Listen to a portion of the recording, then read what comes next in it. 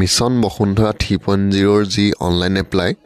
31 ডিচেম্বৰলৈকে আছিলে তাৰ বৰ্তমান আপোনালোকৰ লাষ্ট ডেটটো বহাই এতিয়া 10 জানুৱাৰী কৰিলে যদি আপোনালোকে এতিয়ালৈকে মিছন বসুন্ধৰা 3.0 ৰ কাৰণে যদি এপ্লাই কৰিম বুলি ভাবিছিলে 30 আৰু 31 ডিচেম্বৰত যেহেতু সাৰ্ভাৰটো অকমান ডাউন আছিলে হলে তেতিয়া আপোনালোকে এতিয়া গৈ মিছন বসুন্ধৰা 3.0 যোনটো ৱেবছাইট আছে সেই ৱেবছাইটটোত গৈ আপোনালোকে 10 জানুৱাৰী 2025 লৈকে আপোনালোকে অনলাইনত ইয়াৰ যি এপ্লিকেশন ফৰ্ম আছে হেয়া গৈ আপোনালোকে সাবমিট কৰিব পাৰিব ইয়াত আপোনালোকৰ বহুত গিটা আছিলে হলে আপোনালোকৰ কিনা মাটি হওক বা আপোনালোকৰ মাটিৰ নামজাৰি উত্তৰাধিকাৰী সূত্ৰেই হওক বা আপোনালোকৰ ৰাজহুৱা খণ্ডৰ যদি কিবা অনলাইন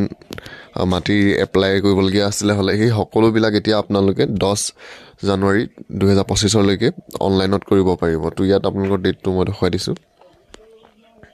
আপোনালোকৰ অনলাইন এপ্লাই কৰা ডেটটো ইয়াত আপডেট কৰি দিলে ইয়াত দেখিছে অনলাইন আবেদন আৰম্ভ হৈছিল 20 অক্টোবৰ 2024 ৰ পৰা আৰু last date of submission online application 10 January 2025 তো আপোনালোকে যোনসকলে এতিয়ালৈকে কৰা নাই 10 জানুৱাৰীৰ